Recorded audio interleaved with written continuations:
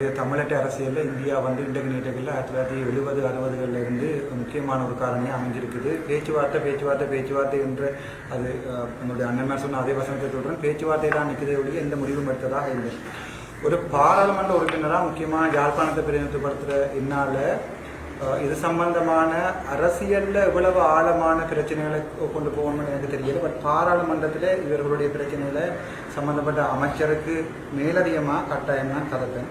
அது சம்பந்தமான சட்டங்களை இயற்றக்கூடிய இப்போ ஒரு பெரும்பான்மை வந்து என்னுடைய என்பிபி அரசாங்கத்துக்கு இருக்குது. அதை நீங்கள் ஏற்றுக்கொள்ளணும். 159 அங்கத்தவர்கள் இருக்கபடியாக நாளைக்கு ஒரு பெரிய ஒரு சட்டத்தையே இயக்கி, அதாவது வந்து என்னுடைய கடல் எல்லைகளை பாதுகாப்பது சம்பந்தமான பூரணமான சட்டத்தை என்பிபி அரசாங்கத்தால் மேற்கொள்ள முடியும். அதற்குரிய அவர்களுடைய மக்களுடைய ஆணை இருக்குது. ஆனால் இதில் வந்து எங்களுடைய கேந்திர முக்கியத்துவமான பிளேஸ்மெண்ட்ல எங்களோட ஸ்ரீலங்கா இலங்கை இருக்கிறபடியால் இந்த விடயம் எவ்வளவு தூரம் அரசியலுக்கு அப்பால் மக்களுடைய நலன் சார்ந்து போகும்ன்றது கேள்விக்குறி.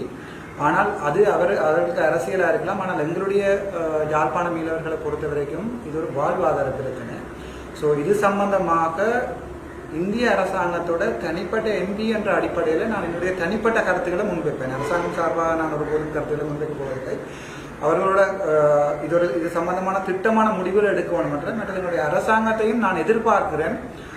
தமிழ் மக்களுடைய முக்கியமான வாக்கு, அதாவது 3 எம்பிமாருடைய வாக்கு வந்து எங்களுடைய தேசிய அரசாங்கத்தில் இருக்கிறபடியா தேசிய அரசாங்கம் வந்து மக்களுடைய நலன் கருதி இது சம்பந்தமான ஒரு காத்திரமான முடிவு எடுக்கும் என்ற நம்பிக்கையும் எனக்கு இருக்குது. இல்லைன்னு சொன்னால் கொடுத்த வாக்குறுதிகள் காட்டில் பறந்த ஒரு நிலைமை கொண்டு வரும். ஆனால் அதுக்குரிய நடவடிக்கை அவர்கள் எடுப்பார்கள் என்ற பூர்ண நம்பிக்கை என்னென்னு சொன்னால் மீன்பிடித்துறை அமைச்சர் கூட எங்களுடைய தமிழக பிரதேசத்தில் இருக்கிற மேலதிக ஆசனங்களால் தான் பயிரப்பட்டிருக்குது.